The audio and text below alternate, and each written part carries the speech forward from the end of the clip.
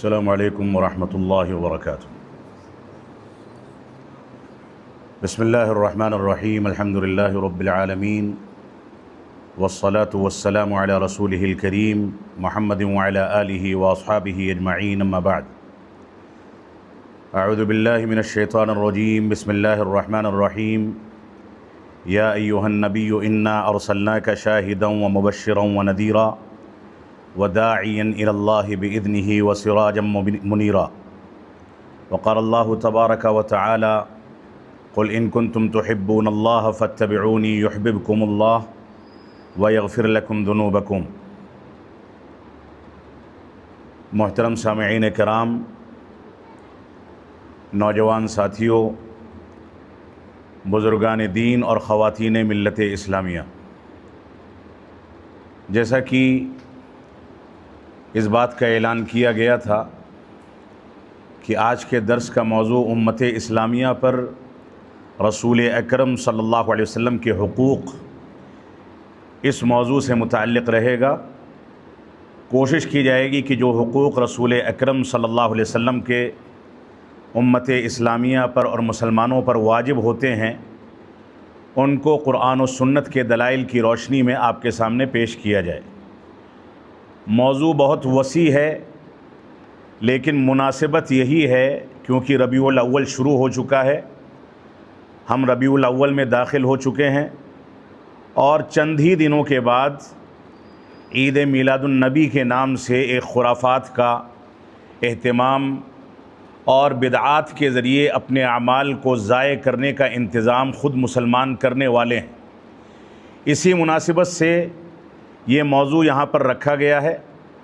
اس سلسلے میں تمہید میں تھوڑی سی باتیں آپ کے سامنے ذکر کروں گا، اور اس کے بعد نکات اور پوائنٹس کی شکل میں حقوق کا تذکرہ کیا جائے گا، اور اخیر میں ضمناً اختصار کے ساتھ عید میلاد کی حقیقت اور اس کی خرافات کی جو نوعیت ہے اس کا تذکرہ کیا جائے گا۔ رسول اکرم صلی اللہ علیہ وسلم کے حقوق کیا ہیں اور امت اسلامیہ پر ان حقوق کو کس طرح سے واجب کیا گیا ہے، اس کا تذکرہ بہت ساری چیزوں کے ضمن میں کیا جا سکتا ہے۔ خطاب شروع کرنے سے پہلے، درس شروع کرنے سے پہلے میں گزارش کروں گا کہ خواتین بھی اور مرد حضرات بھی ان نکات کو غور سے سنیں، کیونکہ رسول اکرم صلی اللہ علیہ وسلم کے حقوق میں سے ہمارے اوپر ایک حق یہ واجب ہوتا ہے کہ جب آپ کی باتیں کی جائیں، رسول اکرم صلی اللہ علیہ وسلم کا ذکر خیر کیا جائے، آپ کا تذکرہ کیا جائے، تو مسلمان احترام کے ساتھ اور غور و تدبر کے ساتھ، پوری خاموشی کے ساتھ، سنجیدگی کے ساتھ ان چیزوں کو سیکھیں، غور و تدبر کے ساتھ سنیں اور ان کے مطابق زندگی کو ڈھالنے کی کوشش کریں۔ یہ بھی ہمارے اوپر ایک واجبی حق ہے۔ رب کائنات ہم کو اس پر عمل پیرا ہونے کی توفیق عطا فرمائے۔ علماء نے قرآن و سنت کے دلائل کی روشنی میں رسول اکرم صلی اللہ علیہ وسلم کی اطاعت کے بارے میں ایک خلاصہ جو بیان فرمایا ہے، اس کا تذکرہ میں آپ کے سامنے کر دوں، جس کو شیخ الاسلام علامہ ابن تیمیہ رحمۃ اللہ علیہ نے اپنی کتاب عقیدہ واسطیہ میں اور دیگر علماء نے اپنے عقائد کی کتابوں میں اس بات کا تذکرہ کیا ہے، جس میں یہ الفاظ ذکر کیے جاتے ہیں کہ طاعتہ صلی اللہ علیہ وسلم فیما امر وتصدیقہ فیما اخبر واجتناب ما نہا عنہ وزجر والا یعبد اللہ الا بما شرع، کہ اللہ کے نبی صلی اللہ علیہ وسلم نے جن چیزوں کا حکم دے دیا ان چیزوں کی اطاعت کی جائے۔ جن چیزوں کا حکم دے دیا اس حکم کو بجا لایا جائے، یعنی اس کی اطاعت کی جائے۔ اللہ کے نبی صلی اللہ علیہ وسلم نے جن چیزوں کی خبر دے دی ان چیزوں کی تصدیق کی جائے، اس خبر کو سچا سمجھا جائے۔ ایسے ہی رسول اکرم صلی اللہ علیہ وسلم نے جن چیزوں سے روک دیا، منع فرما دیا، اجتناب کرنے کا حکم دیا، اور جن چیزوں سے ڈرایا ان چیزوں سے پرہیز کیا جائے، اجتناب کیا جائے۔ اور آخری نقطہ یہ ہے کہ اللہ کے نبی صلی اللہ علیہ وسلم کی عبادت کا جو طریقہ رسول اکرم صلی اللہ علیہ وسلم نے بتا دیا ہے، جو طریقہ سکھا دیا ہے،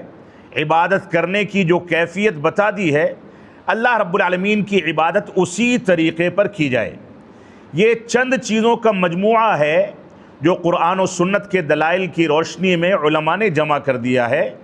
2 سطر کی یہ عبارت رسول اکرم صلی اللہ علیہ وسلم کے پورے حقوق کا تذکرہ کر دیتی ہے۔ اس میں پہلی چیز یہ ہے کہ اللہ کے نبی صلی اللہ علیہ وسلم نے جن چیزوں کا حکم دیا ان چیزوں کو اختیار کیا جائے، یعنی ان کی اطاعت کی جائے اور آپ کی پیروی کی جائے۔ جن چیزوں سے روک دیا ان چیزوں سے اجتناب کیا جائے، جن باتوں کی خبر دے دی ان باتوں کی تصدیق کی جائے، اور جو طریقہ رب کائنات کی عبادت کا بتا دیا اسی طریقے پر رب کائنات کی عبادت کو انجام دیا جائے۔ عبادات کو انجام دینے کے لیے علماء کرام 2 بنیادی شرطوں کا تذکرہ کرتے ہیں۔ ایک انسان نماز ادا کرتا ہے، روزہ رکھتا ہے، حج بیت اللہ کا اہتمام کرتا ہے، دیگر عبادات کو انجام دیتا ہے، اگر ان عبادات کو انجام دینے میں 2 چیزیں اس کے یہاں موجود نہیں ہیں تو وہ عبادتیں قبول نہیں ہوتی۔ دونوں چیزوں کا ایک ساتھ پایا جانا ضروری ہے۔ ایک چیز پائی جائے دوسری چیز موجود نہ ہو تو بھی عبادت بیکار ہے، دوسری چیز پائی جائے پہلی چیز موجود نہ ہو تو بھی عبادت بیکار ہے۔ پہلی شرط یہ ہے کہ عبادت کو صرف اللہ رب العالمین کی رضامندی کے لیے انجام دیا جائے، یعنی عبادت کے اندر اخلاص ہو، دنیا کو دکھانے کے لیے، دنیا میں نام کمانے کے لیے، کسی دنیاوی مقصد کے لیے انسان عبادت کو انجام نہ دے۔ یہ پہلی بنیادی شرط ہے۔ کوئی آدمی مکمل اخلاص کے ساتھ نماز ادا کرتا ہے، دنیا داری اس کے یہاں بالکل نہیں ہے، پہلی صف اس کی نہیں چھوٹتی، وہ تہجد گزار ہے، نوافل کا اہتمام کرنے والا ہے، لیکن اس کے باوجود دوسری شرط اگر نہیں پائی جاتی ہے تو ایسی صورت میں اس کی عبادت بیکار ہے۔ دوسری شرط کیا ہے؟ دوسری شرط یہ ہے کہ اللہ کے نبی صلی اللہ علیہ وسلم نے جو طریقہ بتا دیا اسی طریقے پر عبادت کو انجام دیا جائے۔ کوئی آدمی اخلاص کے ساتھ نماز پڑھتا ہے لیکن طریقہ کسی امام کا، کسی مفتی کا اختیار کرتا ہے، عبادت بیکار ہوگی۔ کوئی شخص عبادت میں اللہ کے نبی صلی اللہ علیہ وسلم کے طریقے کی پیروی کرتا ہے لیکن اخلاص موجود نہیں ہے، ریاکاری کے لیے، دنیا طلبی کے لیے عبادت کرتا ہے تو بھی عبادت بیکار ہوگی۔ دونوں چیزیں ایک ساتھ پائی جانی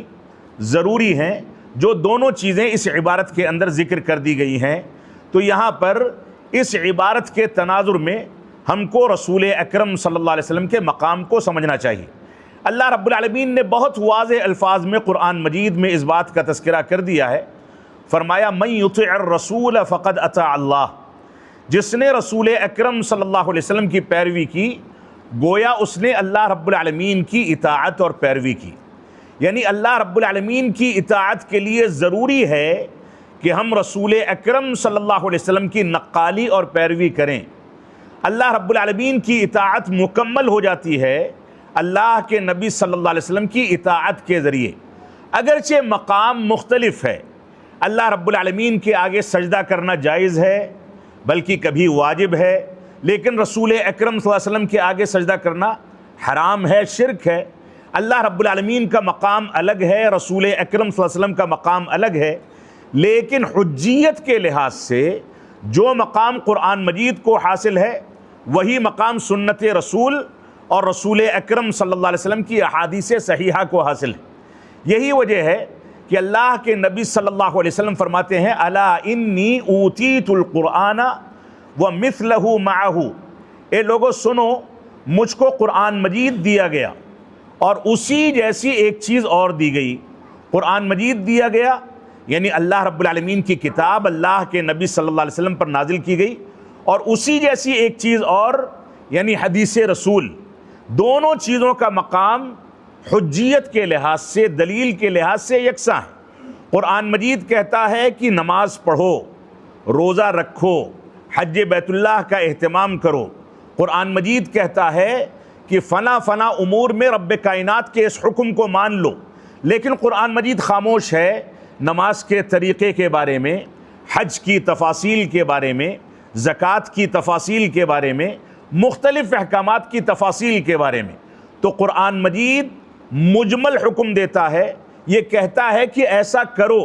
لیکن ویسا کرنے کے لیے کون سا طریقہ اپنانا ہے وہ سنت رسول کے اندر موجود ہوتا ہے۔ تو اللہ کے نبی صلی اللہ علیہ وسلم نے واضح کر دیا، ابو داؤد کی صحیح روایت ہے کہ الا انی اوتیت القرآن ومثلہ معہ، کہ مجھ کو قرآن مجید دیا گیا اور قرآن مجید جیسی ایک چیز اور دی گئی، جو کیا ہے؟ سنت رسول، احادیث صحیحہ۔ اسی وجہ سے امام مالک رحمۃ اللہ علیہ فرماتے ہیں کہ السنت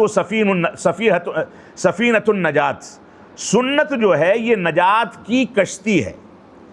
کہیں سیلاب آیا ہے یا سمندر کے درمیان کوئی کشتی میں سوار ہے تو گویا وہ سنت کی کشتی میں سوار ہو گیا۔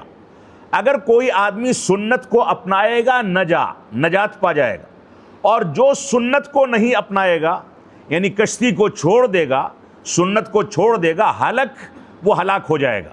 تو یہ سفینہ نجات ہے سنت رسول۔ اسی وجہ سے امام بربہاری رحمۃ اللہ علیہ، جو کہ سلفی جماعت کے اور اہل سنت والجماعت کے بہت بڑے امام گزرے ہیں، اور اہل سنت والجماعت کے ضوابط پر، ان کے اصولوں پر ان کی کتاب السنہ کے نام سے معروف ہے، جس کی شروحات شرح السنہ کے نام سے موسوم ہیں۔ وہ فرماتے ہیں اعلموا ان الاسلام هو السنہ، اے لوگو سنو، اس بات کو سمجھ لو کہ اسلام جو ہے سنت کا دوسرا نام ہے، والسنۃ ہی الاسلام، اور سنت جو ہے یہی اسلام ہے، اسلام ہی سنت ہے اور سنت ہی اسلام ہے۔ ولا یقوم احدہما الا بالآخر، اور اس میں سے ایک چیز دوسرے کے بغیر قائم نہیں ہو سکتی، ایک چیز دوسرے کے بغیر مکمل نہیں ہو سکتی۔ تو سنت اسلام کو لازم ہے، اسلام سنت کو لازم ہے، اور یہ دونوں کی دونوں چیزیں ایک دوسرے کو لازم و ملزوم ہیں۔ قرآن مجید بھی آپ پڑھیں گے تو رب کائنات بار بار اس بات کا حکم دیتا ہے کہ تم اللہ کے رسول کی اطاعت کرو۔ اللہ کے رسول کی اطاعت کیسے کی جائے گی؟ جب سنت کی پیروی کی جائے گی۔ اہل قرآن کے نام سے ایک فرقہ ہے جو صرف قرآن مجید کو کافی سمجھتا ہے، سنت رسول کا انکار کرتا ہے۔ وہ یہ کہتا ہے کہ قرآن مجید ہمارے لیے کافی ہے، ہم سنت کے محتاج نہیں ہیں۔ یہ گمراہی والی بات ہے۔ یہ اہل قرآن، ان کے بارے میں خود رسول اکرم صلی اللہ علیہ وسلم نے اپنی احادیث میں اشارہ فرمایا تھا، اور عمر بن خطاب رضی اللہ تعالیٰ عنہ نے فرمایا تھا کہ ایک وقت ایسا آئے گا یأتونکم بعض الناس، بعض لوگ تمہارے پاس آئیں گے یجادلونکم بالقرآن، وہ قرآن کے ذریعے تم سے اختلاف کریں گے، تمہارے سامنے نزاعات رکھیں گے، شبہات پیدا کریں گے۔ یجادلونکم بشبہات القرآن، قرآن کے شبہات کے ذریعے تمہارے سامنے حجت تمام کرنا چاہیں گے۔ فجادلوہم بالسنن، جب قرآن مجید کے بہانے سے کوئی تمہارے سامنے سنت کی بات میں شبہات پیدا کرے، سنت کو کنارے کر دے، فجادلوہم بالسنن، تو تم ان کے قرآنی آیات کا مقابلہ سنت کے ذریعے سے کرنا۔ فإن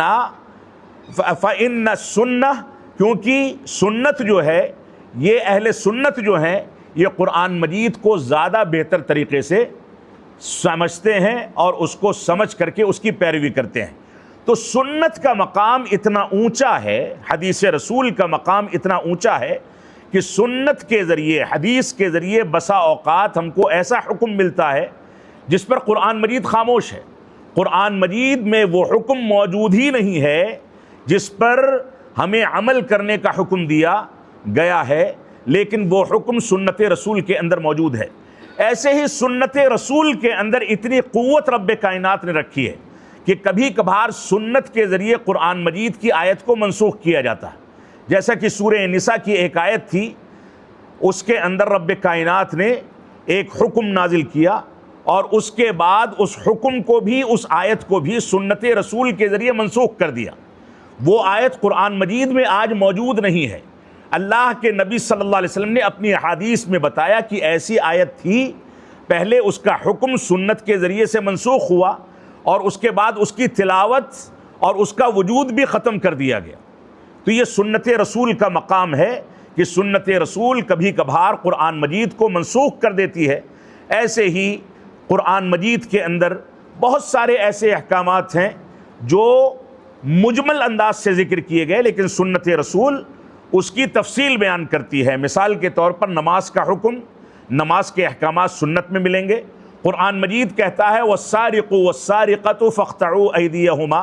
اگر کوئی مرد چوری کر لے یا عورت چوری کر لے تو ایسی صورت میں ان کا ہاتھ کاٹ دو، لیکن قرآن اس بات میں خاموش ہے کہ ہاتھ کہاں سے کاٹنا ہے، کون سا ہاتھ کاٹنا ہے، اس کی دیت کیا ہے، کتنی چوری کرے گا چور تو ہاتھ کاٹا جائے گا، کون سی گواہیاں ہوں گی، کون سے ایویڈنس ہوں گے جس کے بعد چور کا ہاتھ کاٹے جانے کا حق اسلامی حکومت کو ملے گا۔ یہ ساری کی ساری تفاصیل احادیث رسول کے اندر موجود ہیں، قرآن مجید اس پر خاموش ہے۔ تو سنت رسول کی تعظیم کے بارے میں ہم کو یہ سمجھ لینا چاہیے کہ سنت رسول کی تعظیم کا ایک پہلو یہ ہے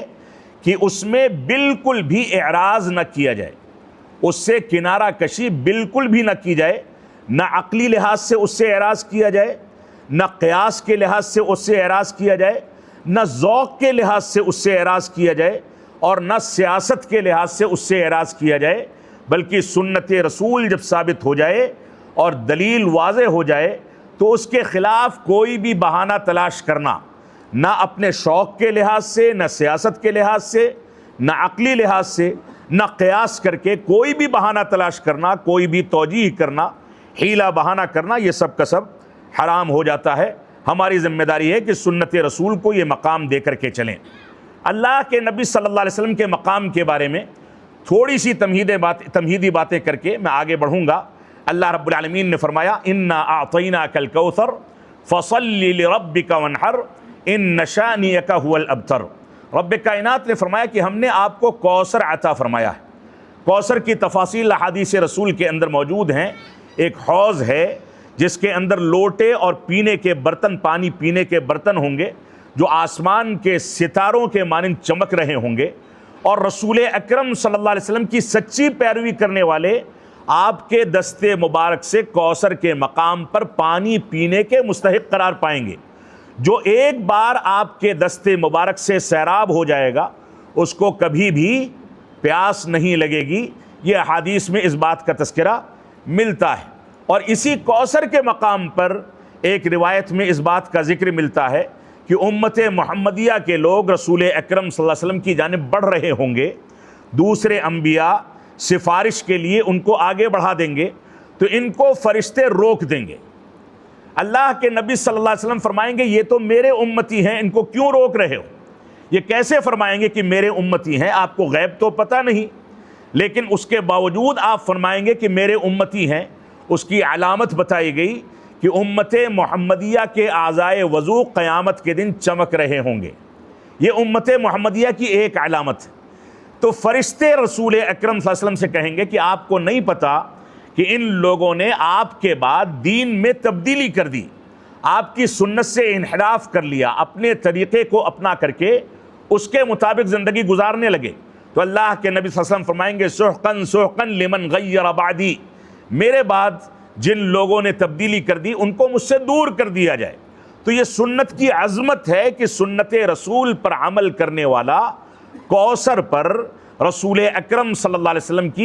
کے دستے مبارک سے سیراب ہونے کا اس کو موقع ملے گا، اور جو سنت رسول سے اعراض کرے گا، بغاوت کرے گا، بدعات کو اختیار کرے گا،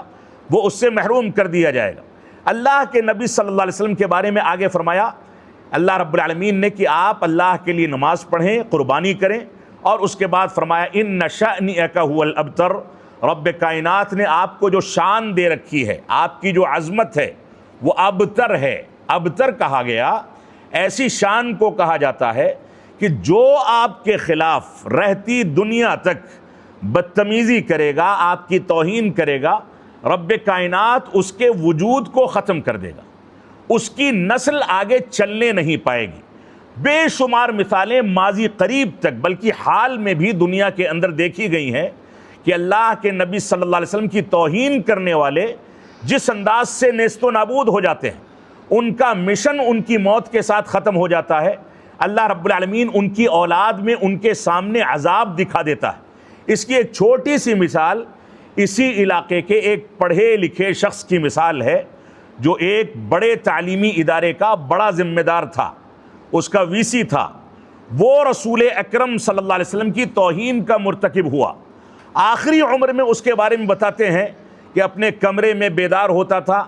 کمرے ہی میں کپڑا کھول کر کے قضائے حاجت کرتا تھا، اور کبھی میز کے نیچے چھپے گا، کبھی پردے کے پیچھے چھپے گا۔ اس نے توہین کی رسول اکرم صلی اللہ علیہ وسلم کی، تو آخری عمر میں اس انداز سے اس کو رب کائنات نے اس کے خاندان والوں کے سامنے اور اس کے اہل و عیال اور اقارب کے سامنے ذلیل و خوار کر دیا۔ اور اس کی بے شمار مثالیں ہیں۔ سلمان رشدی کی مثال ہے، ایک پڑوسی ملک تسلیمہ نسرین کی مثال ہے، بنگلہ دیش کی ایک عورت کی، بے شمار مثالیں ہیں۔ ان لوگوں کو ہو سکتا ہے رب کائنات نے وقتی طور پر تھوڑی سی چھوٹ دے دی ہو، لیکن حقیقت یہ ہے کہ ان کے اوپر دنیا میں جتنی ذلت پڑتی ہے اتنا یہ کارنامہ انجام نہیں دے پاتے ہیں۔ تو اللہ کے نبی صلی اللہ علیہ وسلم کی شان جو ہے وہ یہ ہے کہ آپ کی توہین کرنے والے ابو جہل سے لے کر کے آج کے دور تک ہمیشہ نیست و نابود ہوئے ہیں، اور ان کی نسل کو رب کائنات نے بے نام اور بے نام و نمود کر کے تباہ کر دیا ہے۔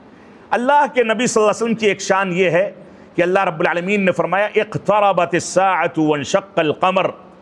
قیامت قریب آ گئی اور چاند کے دو ٹکڑے ہو گئے۔ یہ دو ٹکڑے کیسے ہو گئے؟ سائنس اس کو تسلیم کرے نہ کرے، ہمارے مسلمانوں میں بعض عقل پرست تسلیم کریں نہ کریں، یہ حقیقت ہے کہ اللہ کے نبی صلی اللہ علیہ وسلم سے جب کفار و مشرکین نے کہا کہ اگر آپ نبی برحق ہیں تو چاند کے دو ٹکڑے کر کے دکھائیے، اللہ رب العالمین نے آیت کریمہ میں اس چیز کو واضح کر دیا، اور اللہ کے نبی صلی اللہ علیہ وسلم کے ذریعے سے پیش آنے والے اس معجزے کا تذکرہ کر دیا۔ فرمایا کہ آپ نے اشارہ کیا اور چاند کے دو ٹکڑے ہو گئے، یہ اللہ کے نبی صلی اللہ علیہ وسلم کی عظمت ہے، آپ کا مقام ہے۔ اور ابتدا میں جو آیت کریمہ میں نے آپ کے سامنے پیش کی، اس میں اللہ رب العالمین نے فرمایا انا ارسلناک شاہدا ومبشرا ونذیرا وداعیا الی اللہ باذنہ وسراجا منیرا۔ اے اللہ کے نبی صلی اللہ علیہ وسلم، ہم نے آپ کو بشارت دینے والا، ڈرانے والا بنا کر کے بھیجا ہے، اور ایسے ہی اللہ رب العالمین کے راستے کی جانب بلانے والا بنا کر کے بھیجا ہے اللہ کی اجازت سے، وسراجا منیرا، اور روشن چراغ بنا کر کے بھیجا ہے۔ اللہ رب العالمین نے قرآن مجید میں سراج اور منیر ان دو صفات کا تذکرہ چاند اور سورج کے لیے کیا ہے۔ سراج سورج کے لیے اور منیر چاند کے لیے۔ رسول اکرم صلی اللہ علیہ وسلم کے لیے اس آیت کریمہ میں دونوں صفات کا تذکرہ کر کے اللہ رب العالمین نے رسول اکرم صلی اللہ علیہ وسلم کے ذریعے سے ہدایت کے چراغ اور ہدایت کے نور اور ہدایت کی اٹھنے والی روشنی کے بارے میں واضح کر دیا کہ جیسے چاند اور سورج دن اور رات میں دنیا کو فائدہ پہنچاتے ہیں، ویسے ہی رسول اکرم صلی اللہ علیہ وسلم کی بعثت دنیا کے لیے رحمت ہے اور رشد و ہدایت کا ذریعہ ہے۔ اللہ کے رسول صلی اللہ علیہ وسلم نے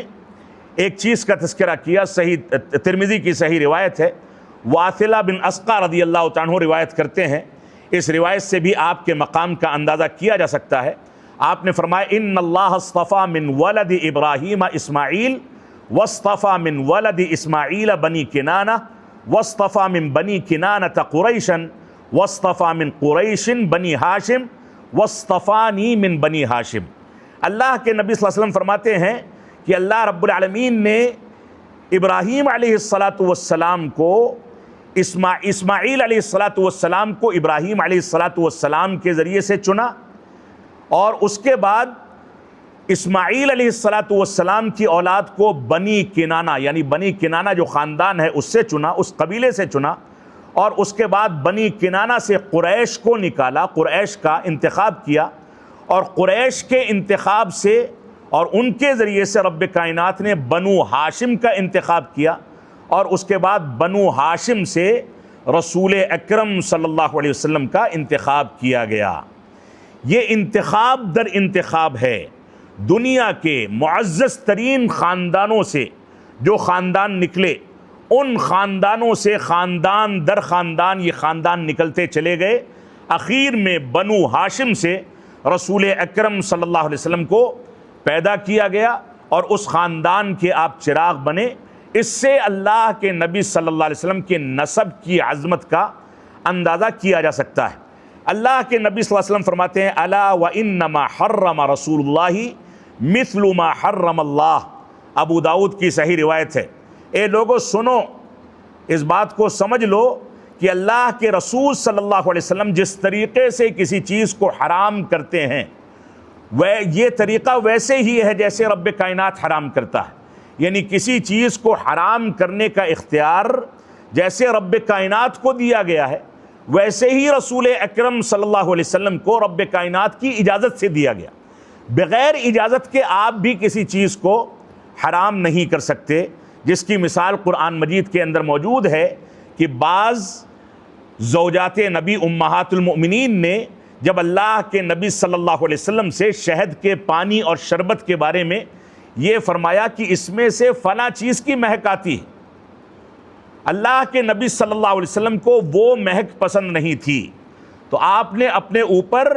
شہد کو حرام کر لیا، تو اللہ رب العالمین نے فرمایا لما تحرم ما احل اللہ لک، اللہ رب العالمین نے جس چیز کو آپ کے لیے حرام کیا ہے آپ کو کون سا اختیار ہے کہ آپ اس کو حرام کر دیں؟ لیکن رب کائنات کی اجازت سے رسول اکرم صلی اللہ علیہ وسلم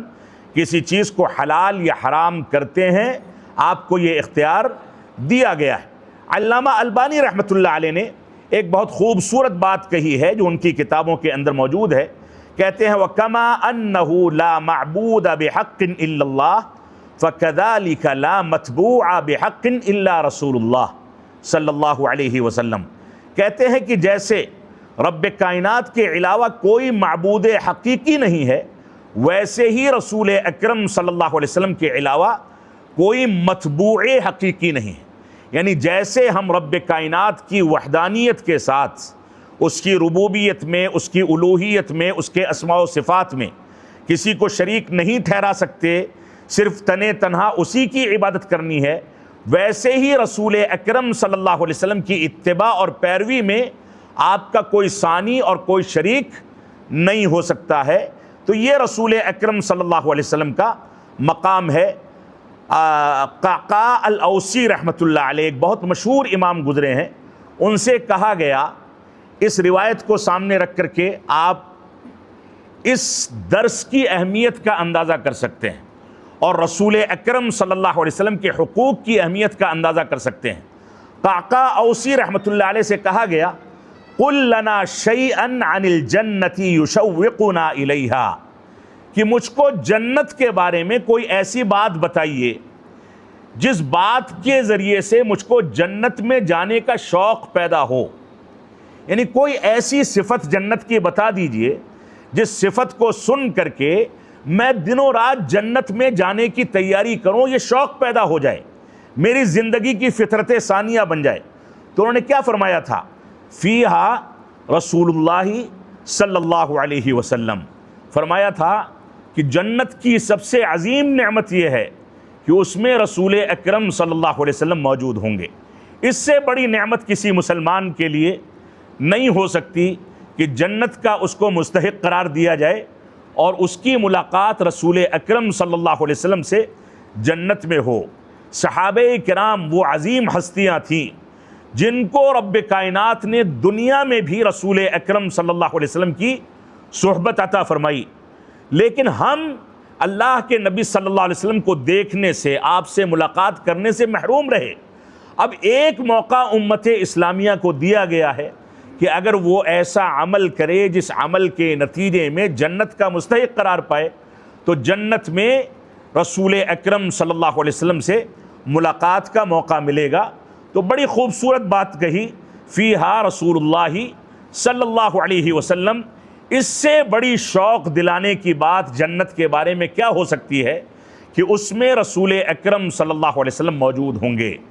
اللہ کے نبی صلی اللہ علیہ وسلم کا مقام سمجھنا ہے تو اس کے بارے میں صرف اتنا سمجھ لیں کہ انسان کی آنکھیں جب مدھ جاتی ہیں،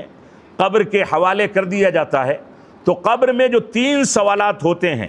ایک سوال رب کائنات کے بارے میں، ایک سوال دین اسلام کے بارے میں، اور ایک سوال رسول اکرم صلی اللہ علیہ وسلم کے بارے میں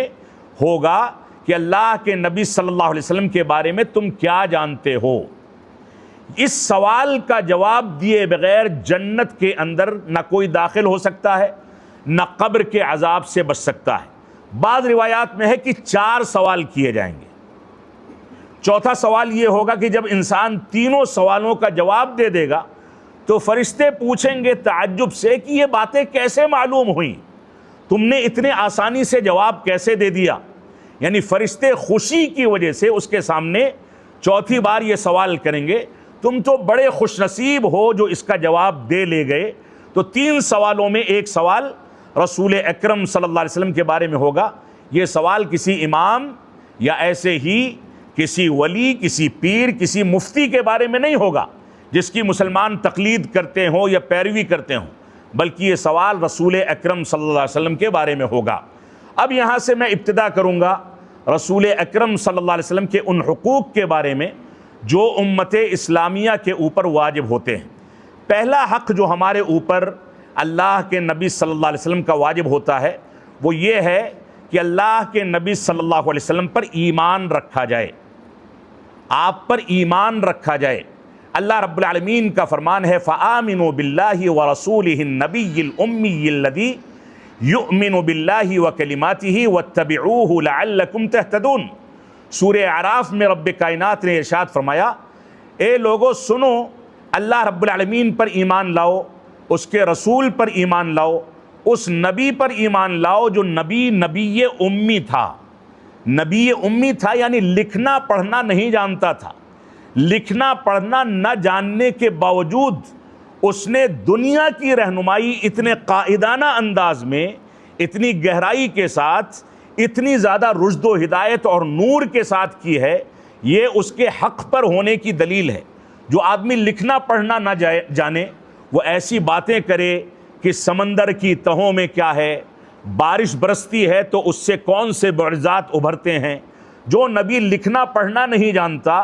وہ انسانی تخلیق کے بارے میں، آسمان کے بارے میں، زمین کے بارے میں، کھیتی باڑی کے بارے میں، چاند اور سورج اور ستاروں کے بارے میں، اور ایسے ہی دنیا کے معجزات کے بارے میں، پیڑ پودوں کے بارے میں، جانوروں کے بارے میں، انسانوں کے بارے میں، انسان کے چلنے پھرنے، دیکھنے، بولنے، سونگھنے، کھانے پینے، سونے جاگنے، ہر چیز کے بارے میں اتنے عظیم تعلیمات دیتا ہے کہ وہ چیزیں انسان اختیار کر لے تو اس کی دنیا بھی سدھر جائے، آخرت بھی سدھر جائے۔ جو نبی لکھنا پڑھنا نہیں جانتا اس کے باوجود کہتا ہے کہ داہنے کروٹ سو، استنجا کرنے کے یہ آداب ہیں، قضاء حاجت کے یہ آداب ہیں، چلنے کے یہ آداب ہیں، بیدار ہونے کے یہ آداب ہیں، مسجد جانے کے یہ آداب ہیں، ماں باپ کے یہ حقوق ہیں۔ جو نبی لکھنا پڑھنا نہ جاننے کے باوجود اتنی باریک تعلیمات دیتا ہے، یہ اس بات کی دلیل ہے کہ وہ نبی برحق ہے۔ تو رب کائنات نے فرمایا اللہ رب العالمین پر ایمان لاؤ، رسول اور نبی پر ایمان لاؤ، اس نبی پر جو نبی امی تھا اور وہ ایمان رکھتا تھا رب کائنات پر، اس کے احکامات اور کلمات پر، لہٰذا تم لوگ اس کی پیروی کرو لعلکم تہتدون، ہو سکتا ہے کہ تم کو ہدایت مل جائے۔ ایسے ہی حدیث جبریل جس کو ام السنہ کہا گیا ہے، یعنی احادیث رسول صلی اللہ علیہ وسلم کی ماں، جیسے سورہ فاتحہ قرآن مجید کی ماں ہے، سب سے افضل ترین گوشہ ہے، ویسے ہی حدیث جبریل کو رسول اکرم صلی اللہ علیہ وسلم کی اس روایت کو علماء اسلام نے، محدثین نے ام السنہ کہا ہے، سنت کی ماں۔ حدیث جبریل میں اللہ کے نبی صلی اللہ علیہ وسلم پر ایمان لانے کی بات کہی گئی ہے جو ایمان لانے کی دلیل ہے۔ اللہ کے نبی صلی اللہ علیہ وسلم کے جو حقوق ہمارے اوپر واجب ہوتے ہیں ان میں سے دوسرا حق یہ ہے کہ اللہ کے نبی صلی اللہ علیہ وسلم سے محبت رکھی جائے، آپ کی سنت سے محبت رکھی جائے، آپ کے اصحاب سے، آپ کے آل بیت سے محبت رکھی جائے، اور صحابہ کرام سے محبت رکھی جائے۔ اللہ رب العالمین کا فرمان ہے قُلْ إِنْ كَانَ آبَاؤُكُمْ وَأَبْنَاؤُكُمْ وَإِخْوَانُكُمْ وَأَزْوَاجُكُمْ وَعَشِيرَتُكُمْ وَأَمْوَالٌ اقْتَرَفْتُمُوهَا وَتِجَارَةٌ تَخْشَوْنَ كَسَادَهَا وَمَسَاكِنُ تَرْضَوْنَهَا أَحَبَّ إِلَيْكُم مِّنَ اللَّهِ وَرَسُولِهِ وَجِهَادٍ فِي سَبِيلِهِ فَتَرَبَّصُوا حَتَّى يَأْتِيَ اللَّهُ بِأَمْرِهِ وَاللَّهُ لَا يَهْدِي الْقَوْمَ الْفَاسِقِينَ۔ سورہ توبہ میں رب کائنات نے ارشاد فرمایا کہ اللہ کے نبی صلی اللہ علیہ وسلم آپ کہہ دیجئے کہ اگر تمہاری نظر میں تمہارے آباء و اجداد، تمہاری آل اولاد، تمہارے بھائی بہن، تمہاری بیویاں، تمہارے رشتہ دار، اور جو مال تم کماتے ہو اور جو تجارت تم کرتے ہو اور اس تجارت کے ماند پڑ جانے یا تجارت کے خسارے سے ڈرتے ہو، اور وہ مکانات جن مکانات میں تم خوشی خوشی رہتے ہو، کیا یہ چیزیں تمہاری نظر میں اللہ اور اس کے رسول سے زیادہ محبوب ہیں اور اللہ کے راستے میں جہاد کرنے سے زیادہ محبوب ہیں؟ اگر ایسا ہے کہ یہ چیزیں زیادہ محبوب ہیں تو ایسی صورت میں فرمایا رب کائنات نے فتربصوا، اگر زیادہ محبوب ہیں تو تم انتظار کرو حتی یأتی اللہ بامرہ، یہاں تک کہ اللہ رب العالمین کا عذاب نازل ہو جائے، اللہ رب العالمین تم کو اپنے عذاب میں مبتلا کر کے اور عذاب میں گرفتار کر لے۔ آگے فرمایا اللہ رب العالمین فسق و فجور کرنے والوں کو پسند نہیں فرماتا، یعنی ان چیزوں کو، اپنی آل اولاد کو، سامان تجارت کو، اپنے خاندان کو، اپنے گاڑی گھوڑے کو اور اپنے آرام و آسائش کے سامان کو اگر تم اللہ اور اس کے رسول پر ترجیح دیتے ہو تو اس کا سیدھا سا معنی یہ ہے کہ گویا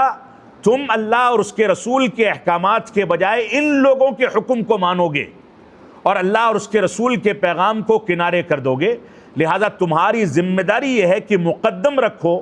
اللہ کے رسول کی محبت کو، اور اللہ کے رسول سے محبت کا تقاضا یہ ہے کہ آپ کی سنت سے محبت رکھی جائے، جو سنت کی خدمت کرتے ہیں ان سے محبت رکھی جائے، جو سنت کی نشر و اشاعت کرتے ہیں ان سے محبت رکھی جائے، اور ایسے ہی سنت سے اور اللہ کے رسول صلی اللہ علیہ وسلم سے محبت کا ایک تقاضا یہ ہے کہ آپ کے صحابہ سے محبت رکھی جائے،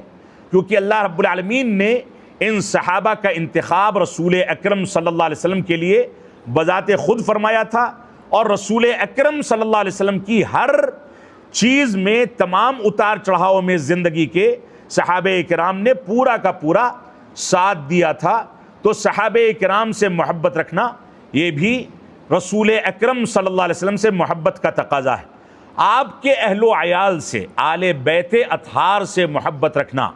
یہ بھی اللہ کے نبی صلی اللہ علیہ وسلم سے محبت رکھنے کا ایک بنیادی تقاضا ہے۔ اللہ رب العالمین کا ایک اور مقام پر فرمان ہے قُلْ إِن كُنتُمْ تُحِبُّونَ اللَّهَ فَاتَّبِعُونِي يُحْبِبْكُمُ اللَّهُ، اے اللہ کے نبی صلی اللہ علیہ وسلم آپ صحابہ کرام سے اور امت اسلامیہ سے کہہ دیجئے کہ اگر تم لوگ اللہ رب العالمین سے محبت رکھتے ہو تو اس کا ایک ہی تقاضا ہے فَاتَّبِعُونِي، میری اتباع کرو، میرے طریقے پر چلو، یحببکم اللہ، اگر میری اتباع کرو گے تو اللہ رب العالمین تم سے محبت کرنے لگے گا اور تمہارے گناہوں کو بخش دے گا۔ یہ رسول اکرم صلی اللہ علیہ وسلم کا دوسرا حق ہے جو ہمارے اوپر واجب ہوتا ہے۔ آپ کا تیسرا حق یہ ہے کہ اللہ کے نبی صلی اللہ علیہ وسلم کی اطاعت کی جائے، آپ کی پیروی کی جائے، اور آپ کی معصیت کرنے اور آپ کے حکم کی مخالفت کرنے سے مکمل اجتناب کیا جائے۔ اللہ رب العالمین کا فرمان ہے وَمَا آتَاكُمُ الرَّسُولُ فَخُذُوهُ، اللہ کے رسول صلی اللہ علیہ وسلم جو کچھ تم کو دیں اس کو لے لو، وَمَا نَهَاكُمْ عَنْهُ فَانْتَهُوا،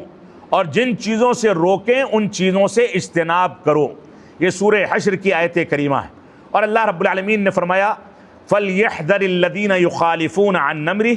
أَن تُصِيبَهُمْ فِتْنَةٌ أَوْ يُصِيبَهُمْ عَذَابٌ أَلِيمٌ، جو لوگ آپ کے احکامات کی، یعنی رسول اکرم صلی اللہ علیہ وسلم کے احکامات کی مخالفت کرتے ہیں،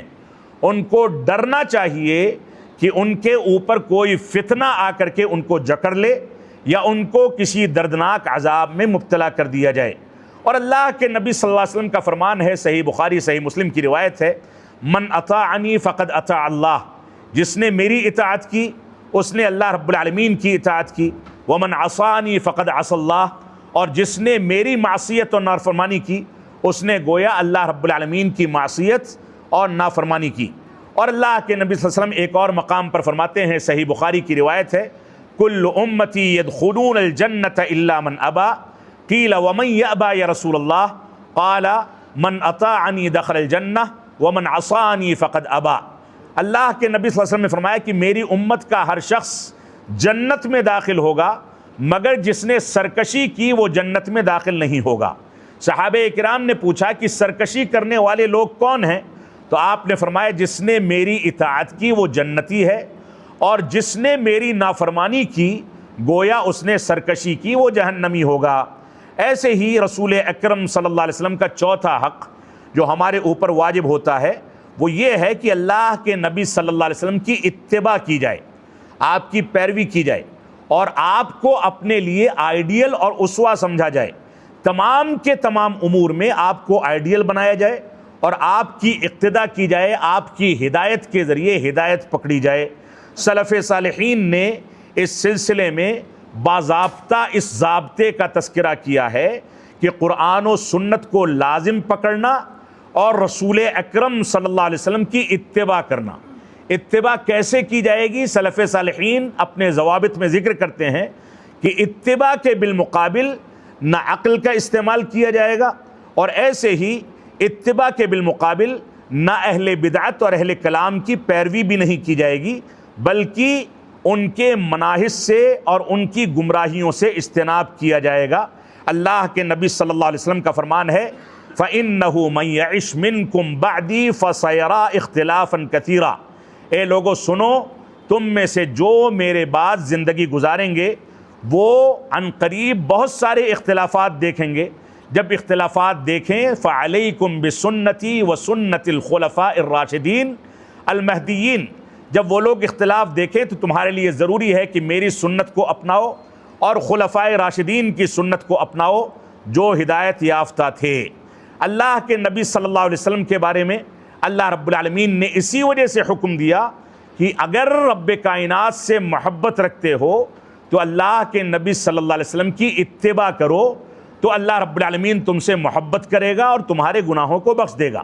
پانچواں حق جو امت اسلامیہ پر رسول اکرم صلی اللہ علیہ وسلم کا واجب ہوتا ہے وہ یہ ہے کہ اللہ کے نبی صلی اللہ علیہ وسلم سے جو محبت رکھی جائے وہ اپنے اہل و عیال سے زیادہ بڑھ کر کے اپنے باپ، اپنے بچوں اور تمام کے تمام لوگوں سے زیادہ محبت اللہ کے نبی صلی اللہ علیہ وسلم سے رکھی جائے۔ یعنی اللہ کے نبی صلی اللہ علیہ وسلم سے محبت جو ہے وہ سب سے بڑھ کر کے ہو۔ اللہ کے نبی صلی اللہ علیہ وسلم کا فرمان ہے، صحیح بخاری اور صحیح مسلم کی روایت ہے کہ لا یؤمن احدکم حتی اکون احب الیہ من والدہ والناس اجمعین۔ فرمایا کہ تم میں سے کوئی آدمی کامل مومن اس وقت تک نہیں ہو سکتا جب تک میں اس کی نظر میں اس کے والد، اس کی اولاد اور تمام لوگوں سے زیادہ محبوب نہ ہو جاؤں۔ اور عمر بن خطاب رضی اللہ عنہ کی روایت ہے، صحیح بخاری میں موجود ہے، کہتے ہیں صحابہ کرام کہ اللہ کے نبی صلی اللہ علیہ وسلم کا ہاتھ پکڑ کر کے عمر بن خطاب رضی اللہ عنہ مجلس میں تشریف لائے اور فرما رہے تھے لَأَنْتَ أَحَبُّ إِلَيَّ مِنْ كُلِّ شَيْءٍ إِلَّا نَفْسِي۔ اے اللہ کے نبی صلی اللہ علیہ وسلم آپ میری نظر میں ہر چیز سے زیادہ محبوب ہیں سوائے میرے نفس کے، میں اپنی ذات کو آپ سے زیادہ محبوب رکھتا ہوں۔ تو اللہ کے نبی صلی اللہ علیہ وسلم نے کیا فرمایا؟ لا والذی نفسی بیدہ حتی اکون احب الیک من نفسک۔ اے عمر سن لو، نہیں، یہ محبت کارگر نہیں ہے، کامل نہیں ہے، یہ محبت ایمان کے کامل ہونے کی دلیل نہیں ہے۔ تب تک یہ محبت مکمل نہیں ہوگی جب تک میں تمہاری نظر میں تمہارے نفس سے زیادہ محبوب نہ ہو جاؤں۔ تو عمر بن خطاب رضی اللہ عنہ خاموش ہو گئے۔ تھوڑی دیر کے بعد فرمایا الآن یا رسول اللہ، اے اللہ کے نبی صلی اللہ علیہ وسلم اب میں آپ کی شخصیت کو، آپ کی ذات گرامی کو اپنی ذات سے زیادہ محبوب رکھتا ہوں۔ تو اللہ کے نبی صلی اللہ علیہ وسلم نے فرمایا کہ الآن یا عمر، اے عمر اب تمہارا ایمان مکمل ہوا ہے۔ اب آپ سوچیں عمر بن خطاب رضی اللہ عنہ کا ایمان، جو ایک جینیس صحابی رسول ہیں، جن کی رائے کی تائید میں قرآن مجید کی آیتوں کا نزول ہوتا ہے، جن کے بارے میں اللہ کے نبی صلی اللہ علیہ وسلم فرماتے ہیں کہ جس گلی سے عمر گزر جاتے ہیں وہاں سے ابلیس اور شیطان نہیں گزرتا، گھبراتا ہے، ڈرتا ہے۔ بعض روایتیں اگرچہ اس پر کلام ہے، ان روایتوں کو محدثین نے ضعیف کہا ہے، لیکن بعض لوگ کہتے ہیں کہ اس سے بھی عمر رضی اللہ عنہ کی شخصیت اور عظمت کا اندازہ ہوتا ہے، جس میں فرمایا گیا کہ اگر میرے بعد کوئی نبی ہوتا تو عمر ہوتے، اگرچہ اللہ کے نبی صلی اللہ علیہ وسلم کی جانب اس قول کی نسبت کرنا صحیح نہیں ہے، لیکن عمر بن خطاب رضی اللہ تعالیٰ عنہ کی پالیسی اور آپ کی شخصیت ایسی تھی کہ ان کو رب کائنات نے بسا اوقات رسول اکرم صلی اللہ علیہ وسلم کی رائے پر مقدم رکھا۔ اس سے ان کے جینیس ہونے اور ان کی عظمت کا اندازہ کیا جا سکتا ہے۔ ایسے ہی اللہ کے نبی صلی اللہ علیہ وسلم سے ایک آدمی نے آ کر کے سوال کیا کہ قیامت کب قائم ہوگی، قیامت کے بارے میں سوال کیا، تو اللہ کے نبی صلی اللہ علیہ وسلم نے فرمایا کہ ما عددت لہا، قیامت کب قائم ہوگی یہ تو دوسرا مسئلہ ہے، یہ بتاؤ کہ تم نے قیامت کے لیے کیا تیاری کی ہے۔ تو اس نے کہا یا رسول اللہ ما عددت لہا کبیر صلاۃ ولا صیام ولا صدقۃ، میں نے اس کے لیے بہت زیادہ نوافل نہیں پڑھی ہیں، بہت زیادہ نفلی روزے نہیں رکھے ہیں، بہت زیادہ صدقات نہیں کیے ہیں، بس واجبی چیزیں، فرض نمازیں، فرض عبادتیں میں انجام دیتا ہوں۔ وَلَكِنِّي أُحِبُّ اللَّهَ وَرَسُولَهُ، لیکن تھوڑی بہت عبادت کے ساتھ بھی میں اللہ اور اس کے رسول سے محبت رکھتا ہوں۔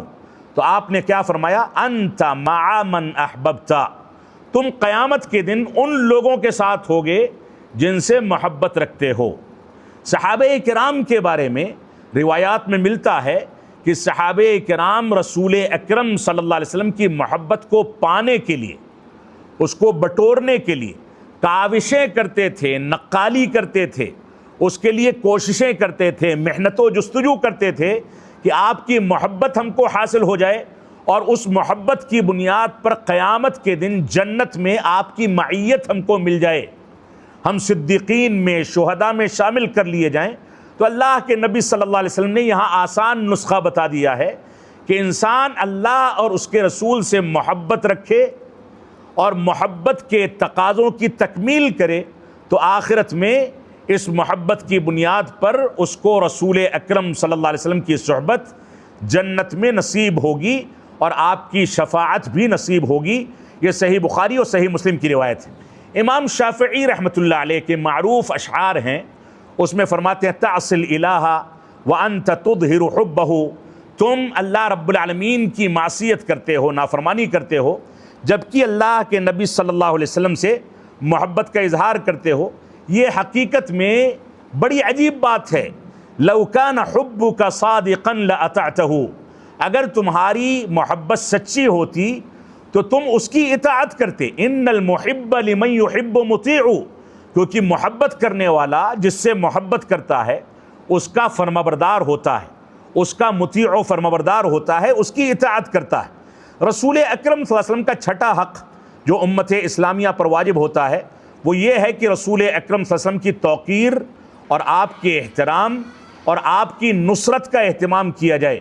اللہ رب العالمین نے سورۃ الفتح کے اندر ارشاد فرمایا لِتُؤْمِنُوا بِاللَّهِ وَرَسُولِهِ وَتُعَزِّرُوهُ وَتُعَقِّرُوهُ، اے لوگو اللہ رب العالمین پر ایمان لاؤ اور اس کے رسول پر ایمان لاؤ، تاکہ ایمان لاؤ اور اس کی مدد کرو، رسول کی مدد کرو اور اس کا ادب و احترام کرو۔ اللہ رب العالمین نے دوسرے مقام پر ارشاد فرمایا سورۃ الحجرات میں یا ایھا الذین آمنوا لا تقدموا بین یدی اللہ ورسولہ واتقوا اللہ، اے ایمان والو اللہ اور اس کے رسول کی بات پر اپنی بات کو مقدم مت کیا کرو۔ جب اللہ اور اس کے رسول کا پیغام آ جائے تو خاموش ہو جاؤ، اس کو تسلیم کر لو۔ اور وہ واقعہ جو شیخ الاسلام علامہ ابن تیمیہ رحمۃ اللہ علیہ نے اور دوسرے فقہاء و محدثین نے اپنی کتابوں کے اندر ذکر کیا ہے کہ ابن عمر رضی اللہ تعالیٰ عنہما کے پاس بعض لوگ آئے، انہوں نے کہا کہ حج قران افضل ہے کہ حج تمتع افضل ہے؟ انہوں نے فرمایا کہ اللہ کے رسول صلی اللہ علیہ وسلم نے حج تمتع کو افضل قرار دیا ہے۔ سائل نے کہا کہ آپ کے والد عمر اور ابو بکر صدیق رضی اللہ تعالیٰ عنہ جو ان سے پہلے خلیفہ تھے، یہ تو حج قران کو افضل کہتے تھے، انہوں نے کہا کہ حج تمتع افضل ہے۔ سائل نے دوبارہ یہی بات دہرائی، 3 بار یہ مباحثہ ہوا۔ ابن عمر رضی اللہ تعالیٰ عنہما ناراض ہو گئے اور فرمایا عن قریب تمہارے اوپر آسمان سے پتھروں کی بارش برس سکتی ہے، عذاب نازل ہو سکتا ہے۔ اقول قال رسول اللہ صلی اللہ علیہ وسلم، میں کہتا ہوں کہ اللہ کے رسول صلی اللہ علیہ وسلم نے ایسا فرمایا، وَتَقُولُونَ قَالَ ابو بکر وعمر، اور تم لوگ کہتے ہو کہ ابو بکر و عمر نے ایسا کہا ہے۔ اب آپ سوچیں، یہاں صحابی رسول کے لیے بلکہ خلفائے راشدین کے لیے گنجائش نہیں ہے، اور ہم نے بعد کے ادوار کے، خیر القرون کے بعد کے ادوار کے دور کے لوگوں کے لیے گنجائش نکال کر کے ان کی تقلید کو واجب کر رکھا ہے۔ آپ سوچیں ہم رب کائنات کا سامنا یا رسول اکرم صلی اللہ علیہ وسلم کا سامنا کیسے کریں گے؟ تو اللہ رب العالمین نے اس وجہ سے ہمیں اس بات کا حکم دیا۔ ساتواں حق جو ہمارے اوپر رسول اکرم صلی اللہ علیہ وسلم کا واجب ہوتا ہے وہ یہ ہے کہ آپ کے دوستوں سے دوستی رکھی جائے اور دشمنوں سے براءت کا اعلان اور دشمنی کا اعلان کیا جائے۔ جو لوگ سنت رسول سے محبت رکھتے ہیں، صحابہ کرام سے محبت رکھتے ہیں، ہم ان سے محبت کا اعلان کرتے ہیں، اور جو رسول اکرم صلی اللہ علیہ وسلم سے بغض و نفرت رکھتے ہیں یا آپ کی سنت سے نفرت کرتے ہیں، سنت کا انکار کرتے ہیں، سنت کی تعویل کرتے ہیں، ہم ان سے محبت کے بجائے نفرت کا اعلان کرتے ہیں۔ اللہ رب العالمین نے اس سلسلے میں ارشاد فرمایا، لا تجد قوما یؤمنون باللہ والیوم الآخر یوادون من حاد اللہ ورسولہ ولو كانوا آباءہم او ابناءہم۔ اللہ رب العالمین نے فرمایا جو لوگ ایمان لاتے ہیں اللہ اور اس کے رسول پر، ان کو تم غیروں سے محبت کرتے ہوئے نہیں پاؤ گے، اللہ اور اس کے رسول پر مقدم کرتا ہوا نہیں پاؤ گے، چاہے وہ لوگ ان کے آباء و اجداد ہوں، ان کے خاندان کے لوگ ہوں، ان کے دوست و احباب ہوں، دوست و احباب ان کے بھائی، ان کے باپ، کوئی بھی متعلق ان کا کوئی بات کہتا ہے تو مومنوں کا وتیرہ یہ ہے کہ وہ اللہ اور اس کے رسول کو مقدم کرتے ہیں، اپنی قرابت داری کو کنارے کر دیتے ہیں۔ تو ہماری یہ ذمہ داری ہے کہ ہم اللہ کے رسول صلی اللہ علیہ وسلم سے اس انداز کی محبت کریں۔ اللہ کے نبی صلی اللہ علیہ وسلم کا ساتواں حق ہمارے اوپر یہ واجب ہوتا ہے کہ آپ پر درود و سلام بھیجا جائے۔ اللہ رب العالمین کا فرمان ہے، ان اللہ وملائکتہ یصلون علی النبی، اے لوگو اللہ رب العالمین نے نبی پر رحمت بھیجی ہے، یا ایھا الذین آمنوا صلوا علیہ وسلموا تسلیما، اے لوگو جیسے اللہ رب العالمین اور فرشتے رسول اکرم صلی اللہ علیہ وسلم پر رحمت بھیجتے ہیں، ویسے ہی اے ایمان والو تم اللہ کے رسول صلی اللہ علیہ وسلم پر درود و سلام بھیجا کرو۔ سورہ احزاب کی آیت کریمہ ہے، اور اللہ کے نبی صلی اللہ علیہ وسلم کا فرمان ہے، من صلی علیہ صلاۃ صلی اللہ علیہ بہا عشرا، جس نے میرے اوپر ایک بار درود و سلام بھیجا اللہ رب العالمین اس کے اوپر 10 بار رحمتیں نازل فرماتا ہے۔ یہ درود و سلام کی فضیلت ہے جو کہ صحیح مسلم کے اندر وارد ہوئی ہے۔ رسول اکرم صلی اللہ علیہ وسلم کا 8واں حق جو امت اسلامیہ پر واجب ہوتا ہے وہ یہ ہے کہ رسول اکرم صلی اللہ علیہ وسلم کو اپنا حاکم تسلیم کیا جائے، اور آپ جو کچھ حکم دے دیں اس سے رضامندی کا اظہار کر کے اس کو تسلیم کر لیا جائے۔ اللہ رب العالمین کا فرمان ہے، یا ایھا الذین آمنوا اطیعوا اللہ واطیعوا الرسول واولی الامر منکم فان تنازعتم فی شیء فردوہ الی اللہ والرسول، اے ایمان والو اللہ اور اس کے رسول کی اطاعت کرو، ولی امر کی اطاعت کرو، اور اگر تمہارے درمیان کسی بھی مسئلے میں کوئی اختلاف ہو جائے تو اپنے اختلافات کو اللہ اور اس کے رسول کی جانب لوٹا دو۔ ولی امر کی اطاعت قرآن و سنت کی روشنی میں کی جائے گی، مخالفت میں نہیں کی جائے گی، کیونکہ رسول اکرم صلی اللہ علیہ وسلم کا فرمان ہے، لا طاعۃ لمخلوق فی معصیۃ الخالق، کسی مخلوق کی اطاعت رب کائنات کی مخالفت میں کرنا جائز نہیں ہے۔ تو اس آیت کریمہ میں رب کائنات نے واضح کر دیا کہ اختلافات کا ایک ہی حل ہے کہ اپنے اختلافات کو اللہ اور اس کے رسول کی جانب لوٹا دیا جائے، یعنی قرآن و سنت کی جانب لوٹا دیا جائے، اس میں کسی انداز کی چوں چرا، کوئی تعویل، کوئی توجیہ، اس بات کی گنجائش موجود نہیں ہے۔ اور اللہ رب العالمین نے فرمایا کہ اگر تم کو یہ ضابطہ اختیار کرنا ہے تو اس کو اختیار کرو، اور اگر تم اللہ اور اس کے رسول پر اور یوم آخرت پر ایمان رکھتے ہو تو اس ضابطے کو تسلیم کرو، ورنہ جیسے چاہو زندگی گزارو۔ اللہ رب العالمین نے سورہ نساء میں ارشاد فرمایا دوسرے مقام پر، فلا وربک لا یؤمنون حتی یحکموک فیما شجر بینہم ثم لا یجدوا فی انفسہم حرجا مما قضیت ویسلموا تسلیما۔ اللہ رب العالمین نے قسم کھا کے فرمایا،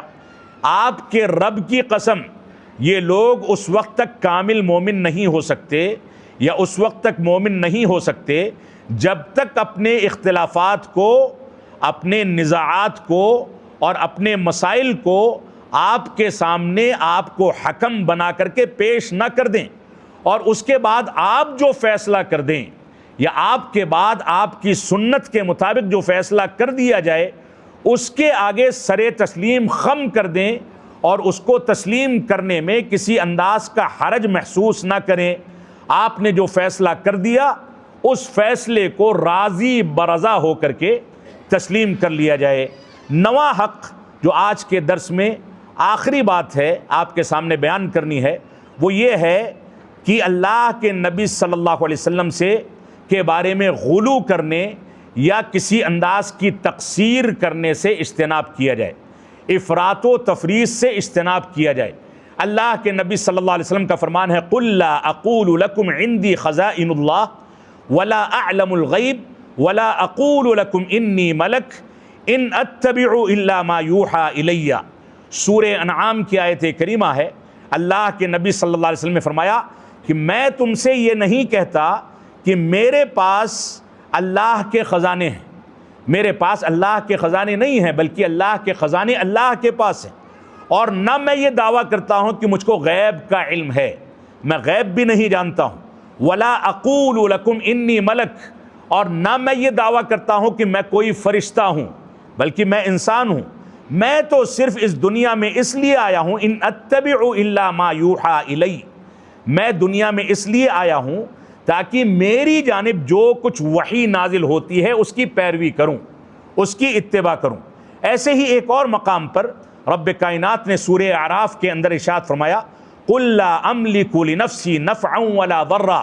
اے اللہ کے نبی صلی اللہ علیہ وسلم آپ کہہ دیجئے کہ میں اپنی ذات کے لیے نفع یا نقصان کا مالک نہیں ہوں، نہ نفع پہنچا سکتا ہوں اپنے آپ کو، نہ نقصان پہنچا سکتا ہوں، الا ما شاء اللہ، مگر اتنا جتنا رب کائنات چاہتا ہے۔ وَلَوْ كُنْتُ أَعْلَمُ الْغَيْبِ، اور اگر میں غیب جانتا ہوتا، لَاسْتَكْثَرْتُ مِنَ الْخَيْرِ، تو خیر کے کاموں میں کثرت کے ساتھ حصہ لیتا۔ وَمَا مَسَّنِيَ السُّوءُ، اور مجھ کو کوئی بری چیز لاحق نہ ہوتی، کوئی تکلیف والا معاملہ میرے ساتھ نہ ہوتا۔ بذات خود میں غیب جاننے کے باوجود پہلے سے، غیب جانتے ہوئے پہلے سے تدبیر کر کے آنے والی مشکلات کو دور کر دیتا۔ اور اس کی سب سے بڑی مثال یہ ہے کہ کوئی انسان اپنے اہل خانہ کے بارے میں اتہام تراشی کو کسی بھی صورت میں برداشت نہیں کر سکتا، لیکن واقع افک میں رسول اکرم صلی اللہ علیہ وسلم کی سب سے چہیتی بیوی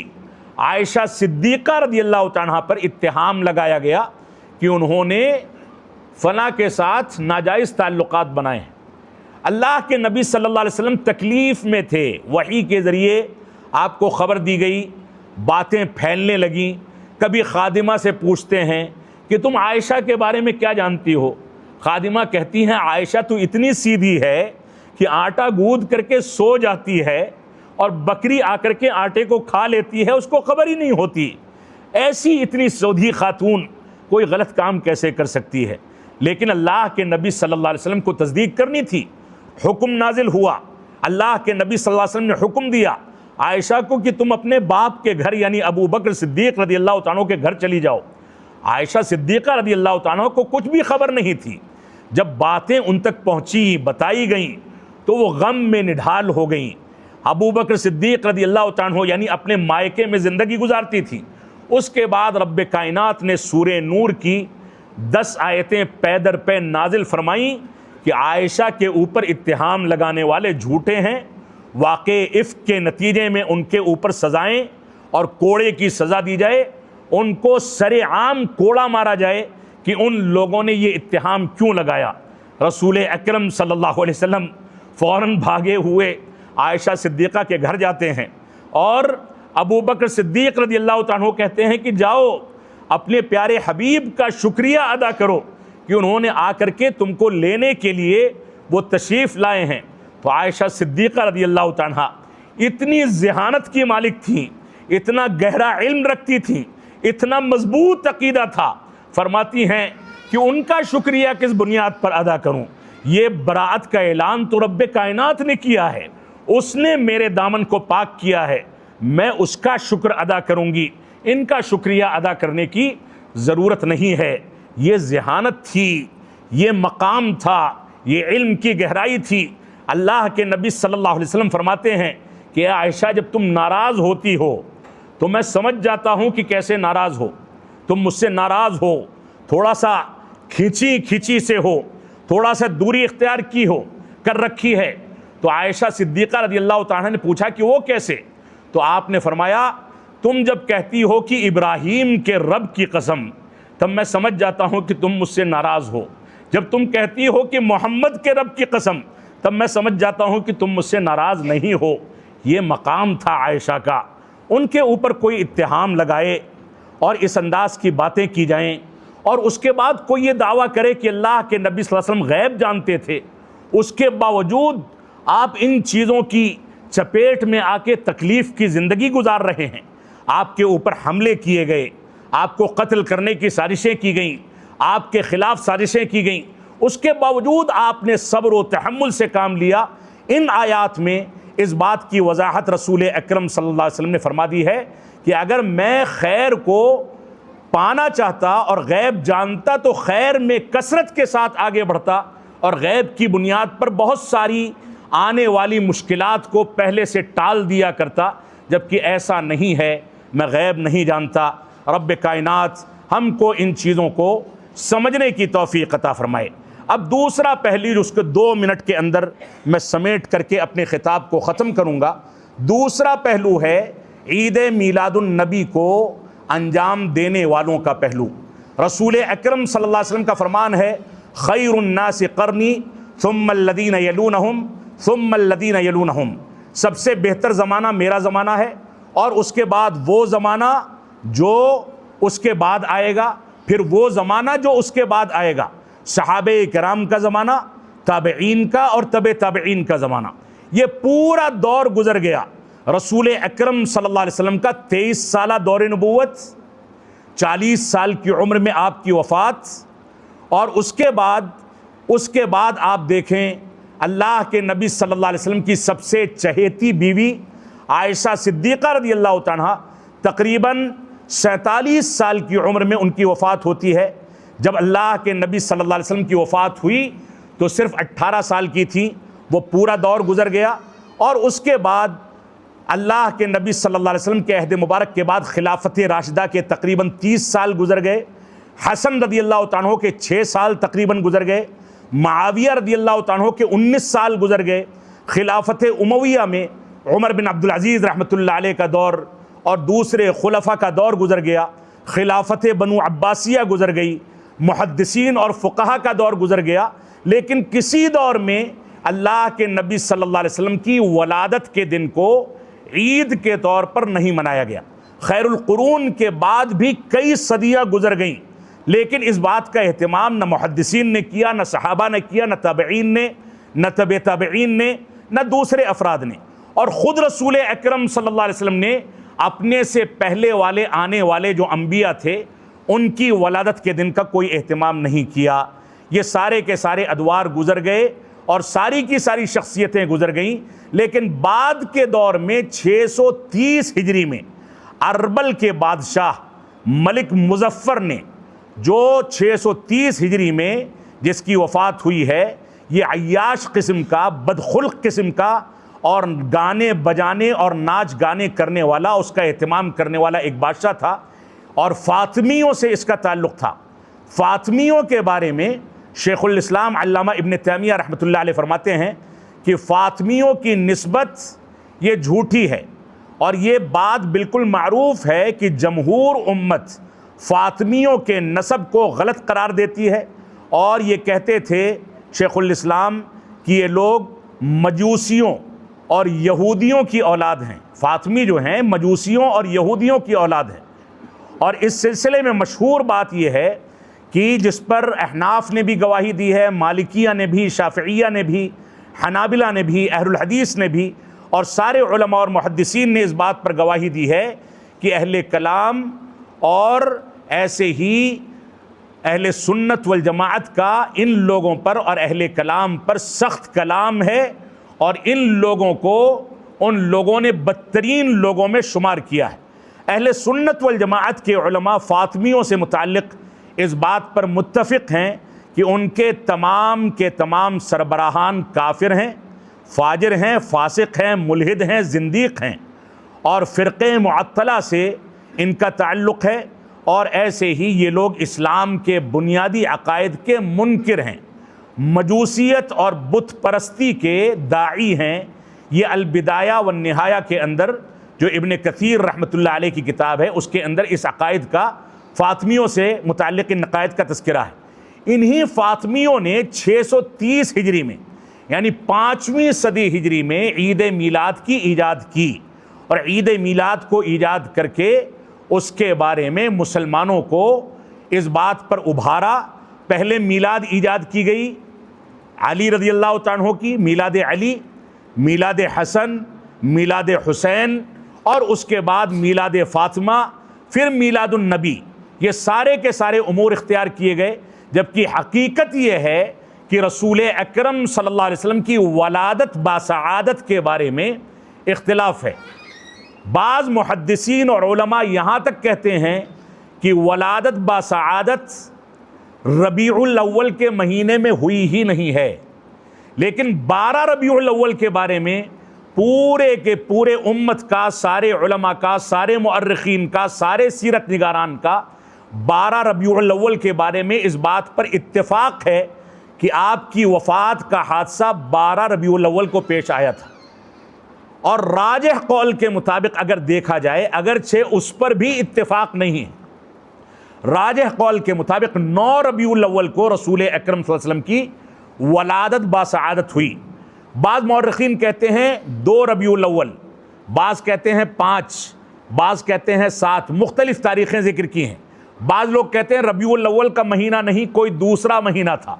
لیکن وفات کے بارے میں سب کا اجماع ہے کہ 12 ربیع الاول کو رسول اکرم صلی اللہ علیہ وسلم کی وفات ہوئی۔ اور آپ کو یاد ہوگا ماضی قریب تک میلاد النبی کو 12 وفات کے نام سے موسوم کیا جاتا تھا، اسی نام سے موسوم کیا جاتا تھا۔ اب رسول اکرم صلی اللہ علیہ وسلم کی وفات کے دن لوگ خوشیاں منائیں، عید منائیں،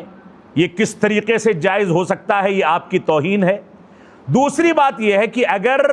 9 تاریخ آپ کی ولادت ثابت بھی ہو جائے تو بھی ولادت کی تاریخ میں کسی انداز کا کوئی اہتمام کرنا، خوشیاں منانا، یہ اللہ کے نبی صلی اللہ علیہ وسلم کے طریقے کے خلاف ہے، یہ عیسائیوں کا طریقہ ہے۔ رب کائنات ہم کو قرآن و سنت کی پیروی کرنے کی توفیق عطا فرمائے، اور ہم کو توفیق عطا فرمائے کہ ہم بدعات و خرافات سے بچیں۔ یہ بدعات و خرافات جو رسول اکرم صلی اللہ علیہ وسلم کے بقول مردود عمل ہے، جس کو نہ خلفاء نے انجام دیا اور نہ محدثین نے انجام دیا، بلکہ محدثین بدعات کے بارے میں اپنا نظریہ ذکر کرتے ہوئے یہاں تک سختی کرتے ہیں کہ جس نے کسی بدعتی سے دینی بنیادوں پر ہاتھ ملا لیا تو گویا اس نے اسلام کے ٹکڑے ٹکڑے کر دیے۔ محدثین بدعتیوں کو دیکھتے تھے تو راستہ بدل دیا کرتے تھے، بدعات سے اجتناب کرنے اور بچنے کا حکم دیتے تھے۔ محدثین نے یہاں تک کہا ہے، علماء نے، کہ اگر مجھ کو کہیں رہائش اختیار کرنی ہے، کوئی مکان خریدنا ہے، مکان میں بغل کے مکان میں کوئی سور اور بندروں کو پالتا ہے، میں اس مکان کو خریدنے اور اس میں رہائش اختیار کرنے کو گوارا کر لوں گا، لیکن ایسا مکان جس میں کوئی بدعتی رہتا ہے اور اس کے پڑوس کا مکان خریدنا ہو تو میں اس بات کو گوارا نہیں کروں گا۔ بعض علماء کہتے ہیں کہ مسجد کے اندر آگ لگ جائے، یہ بات ہم کو گوارا ہے، کیونکہ آگ کی وجہ سے جو نقصان ہوگا وہ مسجد کی مرمت کر کے اس کو بحال کر دیا جائے گا، لیکن مسجد کے اندر کوئی بدعت ترویج پائے، ہم اس بات کو قطعاً برداشت نہیں کرتے، کیونکہ بدعت کی آگ انسان کے ایمان کو تباہ کرتی ہے اور ایمان کی تباہی کے نتیجے میں اس کا اسلام ضائع ہوتا ہے، اور اسلام کے ضائع ہونے کے نتیجے میں اس کی آخرت داؤں پر لگتی ہے اور تباہ ہو جاتی ہے۔ رب کائنات ہم کو سنت کی قدر و منزلت کو سمجھنے، رسول اکرم صلی اللہ علیہ وسلم کے حقوق کو ادا کرنے، آپ سے محبت کے تقاضوں کی تکمیل کرنے کی توفیق عطا فرمائے، بدعات و خرافات سے اجتناب کرنے کی توفیق عطا فرمائے۔ ہم جب تک جئیں تب تک اسلام پر جئیں، جب ہمارا خاتمہ ہو تو ایمان پر ہو۔ وصلی اللہ علی نبینا محمد وعلی آلہ وصحبہ وسلم، والسلام علیکم ورحمۃ اللہ وبرکاتہ۔